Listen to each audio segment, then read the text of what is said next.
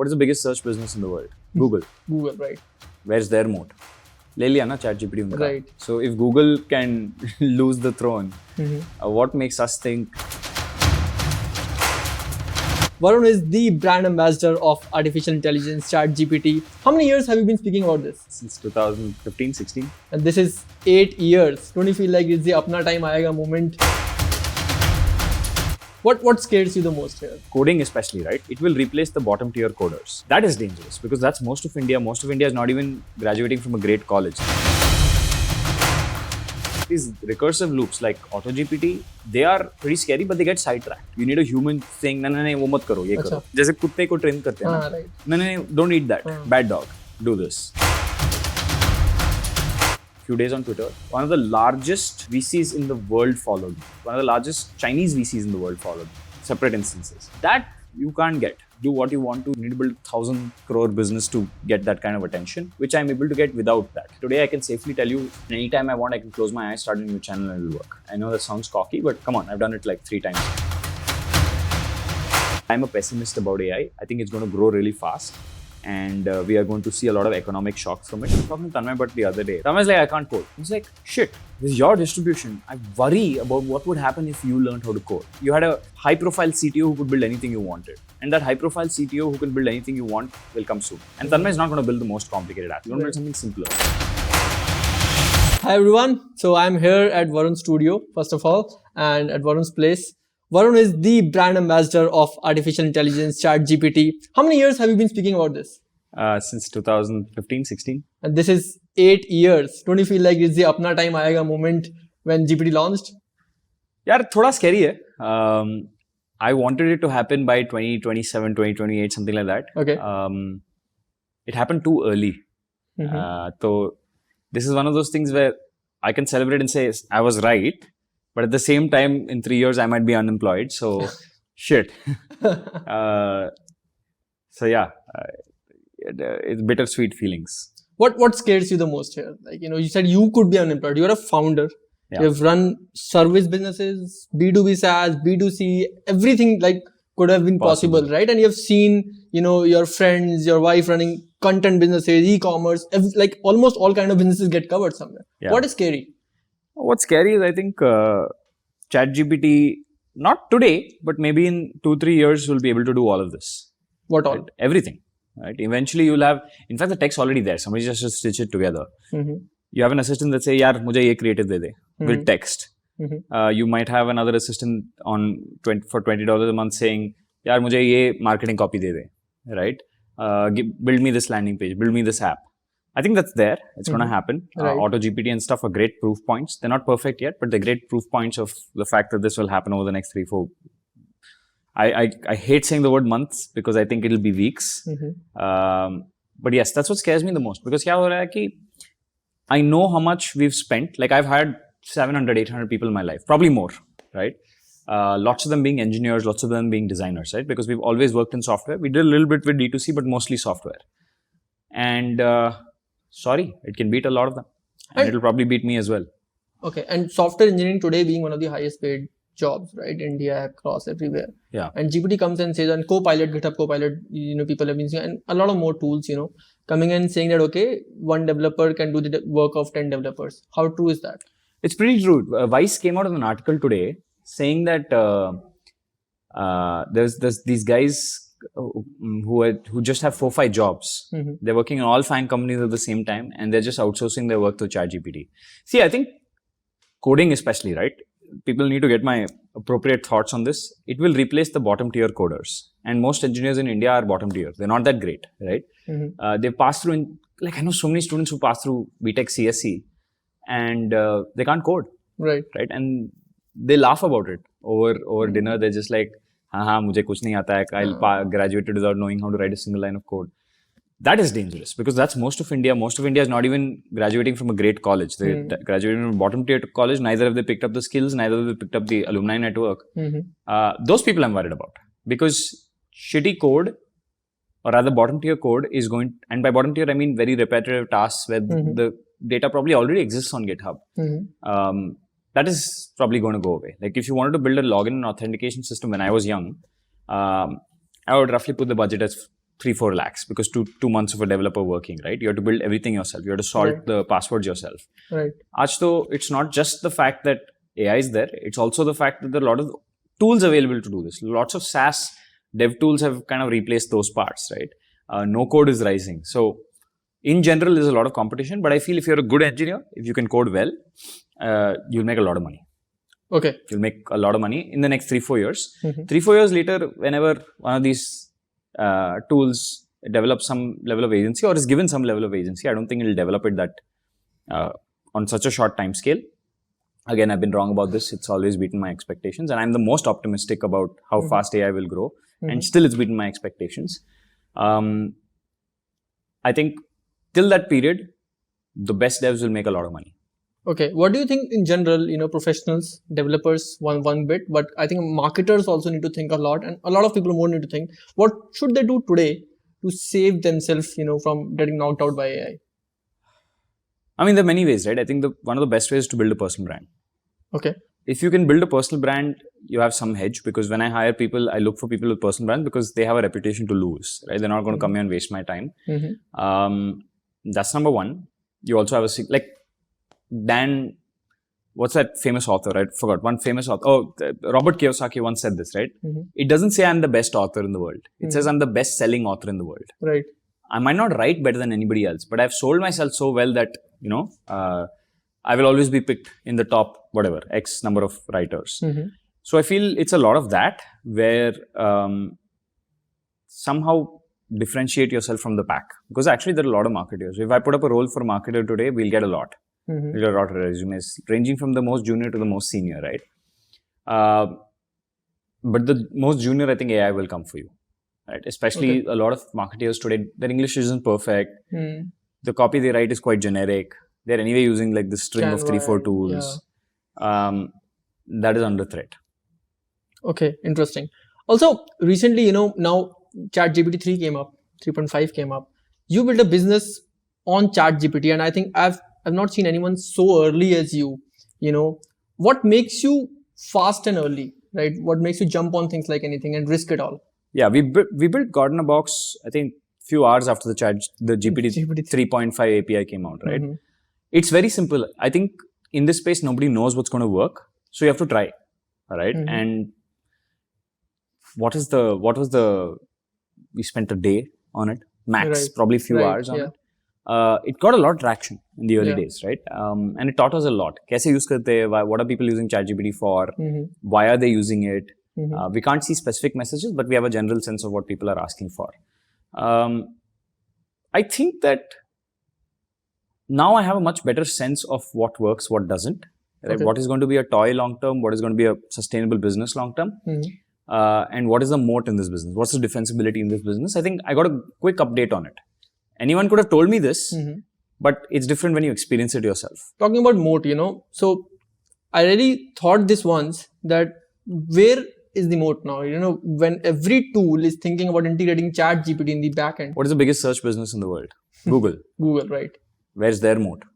Le liya na ChatGPT unka. Right. So if Google can lose the throne, what makes us think, making few million Google dollars? has lost this. Yeah, I mean, they're making billions. We're making few millions. What moat do we have, right? If we are so much smaller than them. So I don't think moats exist. Or rather, they may exist, but you need some sort of network effect lock-in. Like, even if Twitter became a 10x shittier product, I'd still use it because my friends are there. So network effects is a good moat.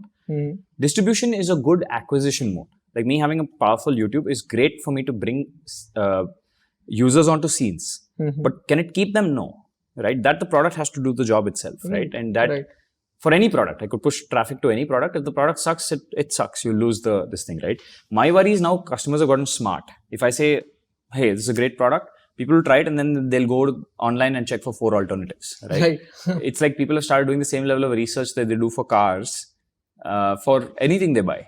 So, moat nahi hai yaar. And even if you look at cars, right? If you look at let's say the hatchback segment in India, so many, like all of them look the same. Right. All of them seem the same. All their ads are exactly the same. So I keep thinking, maybe a moat isn't even necessary. Like with cars, there's implicit moat कि you need a lot of money to make a car. Right. You can't have suddenly go from having 30 hatchbacks to 3,000 hatchbacks because everybody is able to build a car. But in software, it's not true. I know I'm competing with every 17, 18-year-old kid. I'm competing with a lot. So when I started creating content like 4, 5, 6 years ago, something like that, I don't remember the exact dates because I started slow and then, cramped up. Many of those people are now 24, 25 and they have every right to compete with me. So I have increased my competition in a way, but I don't feel bad about it because it keeps me on my toes. It keeps me sharp. My worry is what if my health goes bad, right? And I can't compete. I can't play in the arena anymore. I think speed could be a moat, but otherwise, I don't know. Brand? I don't have an answer. Yeah, brand moat hai, but Google had a brand. Right? Yeah. Right? Yahoo had a great brand. Right. So, brand as a moat, I don't know. I think, again, brand is great for acquisition. If you want to acquire the user the first time, if you have a very nice brand, people will try your product out or your service out. Right. Uske baad pata nahi yaar. Right? You can float above the rest. Even as a personal brand, you can float above the rest. But I pulled 12.5 million views on YouTube this month. That's massive, right? Right. Will I be able to pull it next month?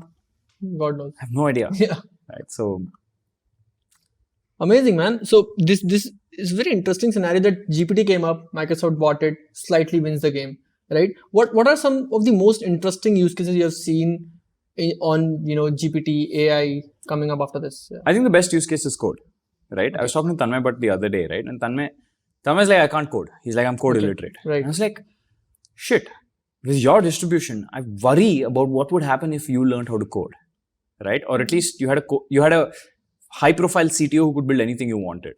And that high-profile CTO who can build anything you want will come soon. And Tanmay is not going to build the most complicated app. He's not going to build scenes. He's going to build something simpler. So I feel like the simpler tools are easier to pull off for AI. And I feel that those are the best use cases. Like it writes code really well. It rarely hallucinates. GPT-4 especially. GPT-3 maybe still a lot of hallucination, but GPT-4 is good. Okay. And especially these recursive loops like AutoGPT, they are pretty scary, but they get sidetracked. You need a human saying, no, wo mat karo, ye karo. Okay. Jaise kutte ko train karte hain na. Right. No, don't eat that. Bad dog. Do this. So yeah, I think there's how can I put it? I think there's going to be a lot of new engineers.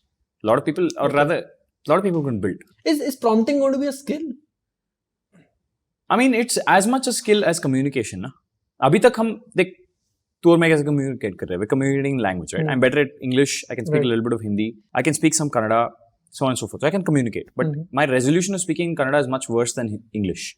My resolution of speaking Hindi is much worse than even Kannada, right? So if I want to get a specific task done, I would probably speak in English because I'm like, I have mastery over this language. Do I have mastery over Hindi? No. Right? So I can't get things done. Like I can't, if I was a contractor for a house and all the workers there were in Hindi, I'm pretty sure I would get a lot of things wrong. There'll be latency. And I'll have to get help and whatnot. But prompt engineering is the same thing. It's communicating with the computer. Now, if you were to prompt engineer in the form of writing code, because code is the original prompt engineering, right? It's the original way to communicate with the computer. I feel prompt engineering is a new way to write code. The best way to think of a transformer is it's a new type of computer with a new programming language, which is plain text, right? And the more clarity you have and the more easily you're able to explain the clarity, the better. This is why I kept saying, please learn English, right? In my AI video, almost a year and a half ago, I said, learn English. And a lot of people will give you examples saying that, yeah, ChatGPT can be used in Spanish or Latin or Hindi. But try this. With GPT-4, ask it to make a rap song in English where the lines rhyme. It'll do a great job. Right. Ask it to write a rap song in Hindi where the lines rhyme. It will not do a good job. Okay. It struggles. Right. Because it's not trained on that much Hindi data. Right. So, mastery over English is great. Especially, let's say you want to use a new API. Right? And you have the documentation. It's not going to be in Hindi. It's going to be a struggle for you to translate back and then translate back again, right? So, I feel it's just best to master English and have clarity over the thoughts you have. Got it. Shaping, it's like pottery, right? You need to know exactly, should I put too much pressure? Should I put little pressure? And right now with language, a lot of people are using it very crudely, right? It's like if I learned a new language tomorrow, if I learned Russian tomorrow, and I've lived in Russia for a few months, right? I know like 5 words. 5 words ke saath kya kar sakte ho, right? So, yeah, I think prompt engineering is not a skill per se that you need to go and like, do a lot of work on, but understanding the underlying things, right? For example, in art, there's an art style called Rembrandt. So being able to say, tell Stable Diffusion, give me this in Rembrandt style, that is valuable. So knowing the words, it's like spell book hai aapke paas, wand bhi hai, but you need to know which words to cast, you know. And right now what everyone's doing is dusre logo ka prompts dekh rahe hai. You can't look at another person's spell and be like, I'm going to use this spell. You need to have your own spell book, right? And best is when you can use the spell book without opening the book, right? Which is mastery over English, mastery over clarity. Nice, interesting. And currently, I think people are mostly scratching the surface, just trying out, very generalistic prompts at this point of time. Moving on further, plugins have now come up. How interesting is this now? Like, how does this change everything again? Yeah, I mean, the day ChatGPT came out, and you can do this, right? You can go to GPT-4 and just be like, return JSON. Give me JSON, right? Write code for this. Sometimes when I don't understand a concept, I'm like, explain this concept, but in code, right? So, because code is, it rarely goes wrong, right?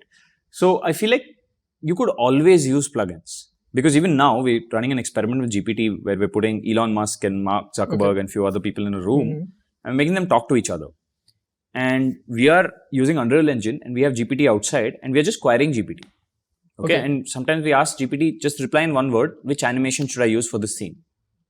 For example, the animation could be punching the air.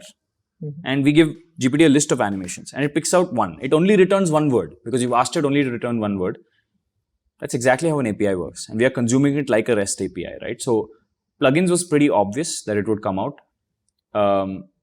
Getting access to it will be crazy. I just want to see, you know, what that is like. Right. And it accesses the internet and you can do a lot more things after that. Amazing.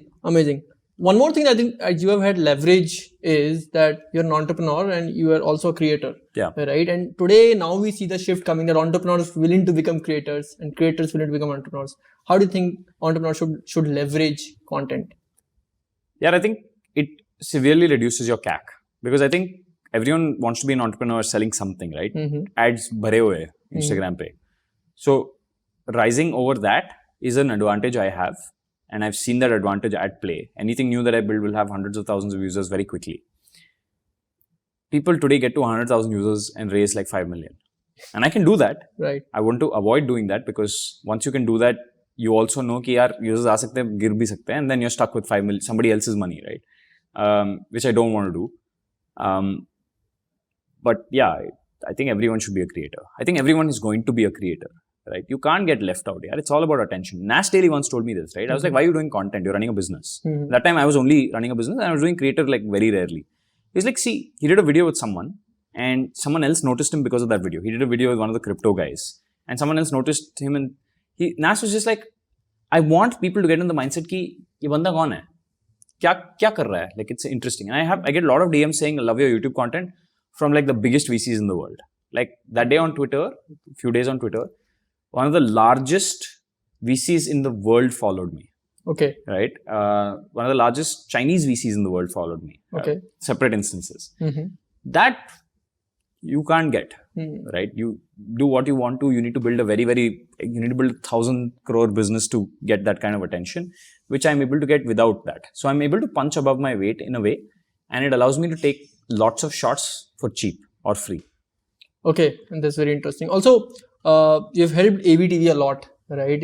I know your wife has built it. And what would you say was the reason of so fast growth of Aevy TV? I think it just scaled up subscribers like anything. Yeah, I had a hunch. Me and my wife were talking. I had a hunch ki yaar, firstly, I wanted to act.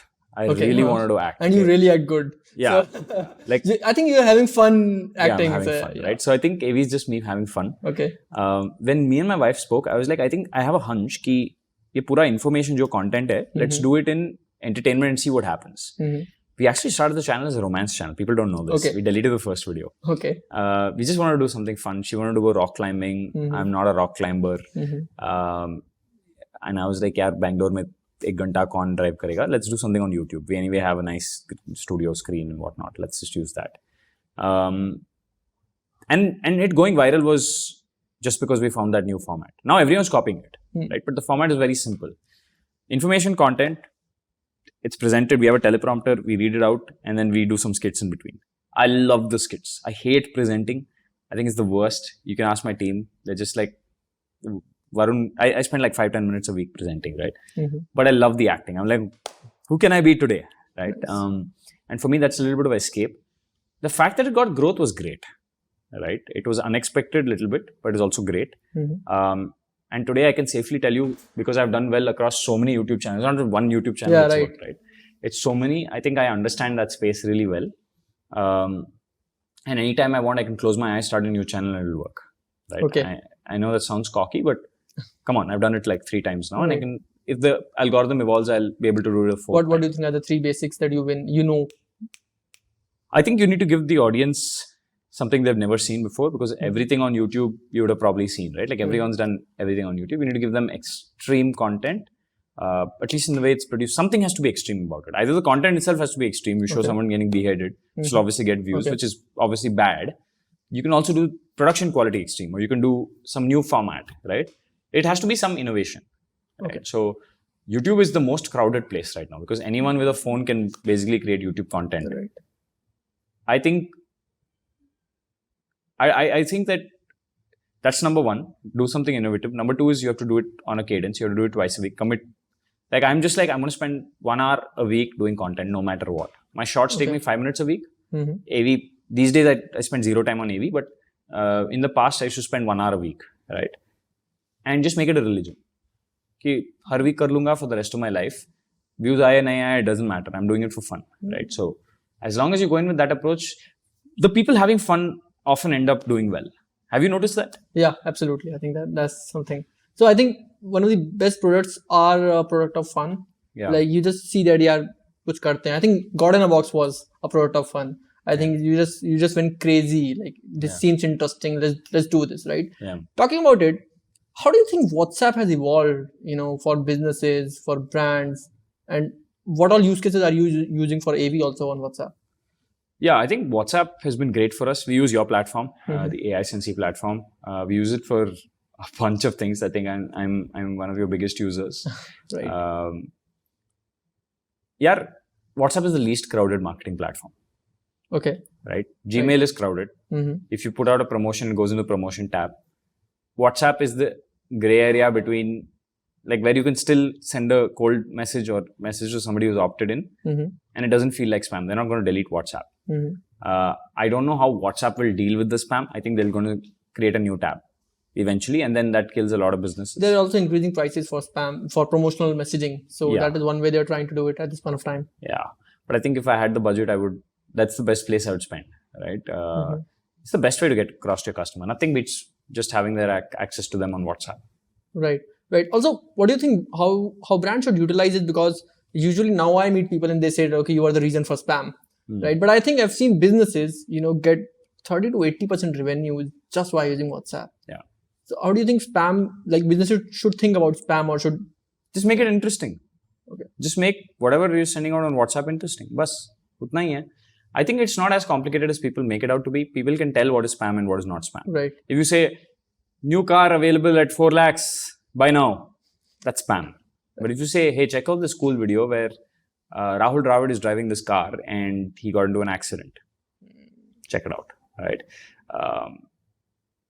I think it's just about making it interesting. And I think people suck at making things interesting, and therefore it comes across as spam. I think it's one of the most interesting views I've had. I asked this on each podcast, and the replies are usually saying that, okay, change the dynamic, more audience focus and all of that. But I think changing the message is one more thing to sell the same thing. Right? Yeah. I think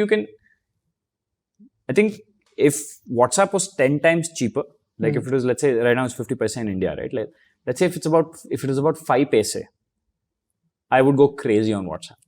Like I'd have the largest list on WhatsApp. Unfortunately, it's not that price. It's more expensive and it's just sunk cost. You can't just keep sending people messages every day unless you're selling something. Right now, I have nothing to sell except scenes. So, got it. Also, so I meet a lot of founders today, and everyone's struggle is somewhere that GPT is coming. How do I integrate GPT with my product? Like, first of all, is it necessary? I think it is necessary. I think eventually the interface is going to be audio, or text, right? Okay. Nobody's going to go click tools, Like, it's almost like everyone has an intermediate assistant. Like today when we update CRM, for example, at Scenes, I have a guy I can do that with. I tell the guy, this deal, this much price, this is expected closing date, this is my estimate between 0 and 10 of what the likelihood of closing is. And I update it. Like I tell the person, hey, I think this person is moving into this stage. Just mark that person as that much. And that person goes and manually updates it. I think eventually everyone will have that person. You just have it on your Apple Watch, done, or your phone or whatever. Right. So I think audio will be the interface. Right now, the latency on audio is slightly high. Okay. But yeah, I can see it happening. Okay. And how do you think people should think more about integrating this? I think people should really rethink the UI. I think fundamentally, what is an app? It is a bunch of APIs at the back end that you're using, either internal or external. You're weaving them together, and some output is coming from it, right? In some cases, there's output. In some cases, just data storage and retrieval, right? I think if the interface is now audio, or just send a WhatsApp message saying add this lead and update this lead by this, then no one's going to come to your platform except for a nice, cute dashboard. Right. Or maybe it might not even be that. Maybe you just ask Alexa in your morning meeting, okay, aaj kitne sales ho gaye? Kaun drop ho gaya? I think the UI changes. And I think there will be new players because people who build from the ground up will be able to design their system, their database for a GPT-enabled world, right? I think rewriting your entire, code base on the fly is a little bit hard. Okay. Plus, it requires vision, it requires balls, which a lot of people don't have. And even I don't have it for Scenes. Like I'm just like it's a stable platform. Right. Right. Got it. How does someone integrate GPT with with their own apps? Is it possible? Very simple. Okay. Just go to OpenAI Playground, apply for a beta key for GPT-4. GPT-3, I think you already have direct access. GPT 3.5 Turbo is the best. You got an API key, put it in, and then you can just make a call to OpenAI. Send it a prompt and you get a response. It's very simple. And how do you train it on your own data? Let's suppose someone wants to build a chatbot and they have a website and now they want somewhere GPT and mera merge. So two ways to do it. You can train the data using something called LangChain. Okay. So you can give it, LangChain is the base. There's plenty of tools that use LangChain as well, where you just give it lots of content and you just be like, isko question answering or document question answering. The other way is to fine tune GPT, which is more expensive, which is give it a set of prompt and responses. Let's say you're solving a customer support solution, problem. You give it a bunch of prompts and responses, and then you say, hey, learn from this. And it'll learn everything. It'll learn your spelling mistakes. It'll learn everything. Fine tuning is cool. It's very expensive though. But I'm very sure these costs will drop, right? Because GPT Turbo, anyway, the cost drop by a factor of 10 or something like that. Yeah, it's actually very easy to integrate GPT. Just Google it. What I have concluding this on a couple of questions. What has been your 3 biggest learnings from so many years of experience in multiple fields? I think many things, right? I think market is the most important thing. We are all passionate about something, but sometimes you might be really passionate about something and nobody will pay you for it. So I feel like people really need to think market first. Pehle, let's figure out, will people pay for this? And then let's waste our time building it, right? Because you might be really passionate about something and if you don't make money off of it for a long time, you get really upset. Second thing is I've realized the value of free. In the sense, everything I create, I give out for free. Almost everything. Like 99% of things I create, I give out for free because I'm like, chalega. Like I'm doing it for fun. I didn't expect it to be a business competitive advantage. Okay. Right? I genuinely, truly in my head, I'm like, let's just make life better for these people, right? If I give it out for free, if I teach this person this thing, then great, right? In some cases, for example, Pajama Profit, it was a paid thing, but Bloomsbury made all the money off of it. We made nothing, almost nothing. And the reason for that is just for the brand, right? I went to Bloomsbury because I'm like, maybe this can reach more people. Right. So I think people sometimes charge way too early. You ruin your brand doing that. Sometimes it's best to just give people things for free. Okay. Right, that's number 2. I think third learning is build a good team. Okay. Right? If you have a good team, I think things get done very fast. Yeah. I think the third one I would absolutely be a customer review in a sense. I would say you have an absolutely fantastic team. we've done 2 projects together, everyone. And one was for the, WhatsApp business case study. Another was an ad film, basically. Yeah. And that's going out. But I loved working with your team. I've worked with multiple teams across. Yeah, it's actually my wife's team. She runs a YouTube ad agency, and she has a knack. Firstly, I don't tell her this, but I think it's a shitty business. I'll tell you why I think it's a shitty business. There's no scale. It's like revenue isn't great. It's a services business. I've said before that I would rather jump off a bridge than do a services business, right? Nahi karna hai. And if I do services business, it's for learning. Just to learn what the use cases are, and if I implement it for somebody else, I might get a few ideas along the way. But to run it as a business, not really interesting. Not really interesting for me. But she has the same knack that I do to hire people. She's just like, how can we find good people, young people who are skipped by the rest of the world? How do we get them here and give them the opportunities they really want? Right? I think that's the alpha, no? That's having information. And I've hired so many people now, I have a pattern match. So I'm just like, this person will be good, hire this person, right? Or in my own case with scenes, this person's great, let me hire this person. Nice. Right, so nice. Amazing, interesting. What would you say were your few mistakes that you did? Yeah, both are yaar. I think I'm a product of my mistakes rather than this thing. This year I really abused my health. Okay. Mental and physical health. I work Saturdays, Sundays. Like sometimes I feel why I did it. Now looking in the hindsight, but I had to do it. Right? Nobody else would have done it because we had a lot of outstanding projects and this and that with scenes, and somebody had to get through it. I think second mistake is not hiring very good legal and financial people. I used to have a co-founder called Shashank, right? And he used to handle all this. Okay. Now all that work is fallen on me. There's nothing wrong with the work. It's just very boring and I'm not good at it, right? Sometimes you're good at things, sometimes you're not good at things. So. Got it. Amazing, everyone. Okay, one last. So you said services is not a good business to be in. SaaS products are going to be very common. What next? Like in 5 years, what businesses would I be interested in? Would you be hardware? Okay. AR? Right. Any hardware. Okay. Like I think, for example, AR glasses, and it could be software or new hardware also. Like for example, I think a really good use case of AR glasses is to have tabletop games. Okay. Board games, Age of Empires you can play on tabletop. Like I could be looking from one end, you could be looking from the other end, but I only see my characters, you only see your characters until I attack you. I think games, hardware, I'm really excited about all that. And I think there is a moat in hardware. I think it's hard. It's hard for an apple to die. You can't, there's this capital distribution. It requires one extra thing. Right. And I will not play a game which doesn't require any money to play. Okay. Right. I think I'm over that era. If there's a game which is free, and I'm talking about game as in business game, right? If there's a game that any kid, 17-year-old can build and can get to the rest of the world very quickly, I will not compete. Okay. Kar lo yaar.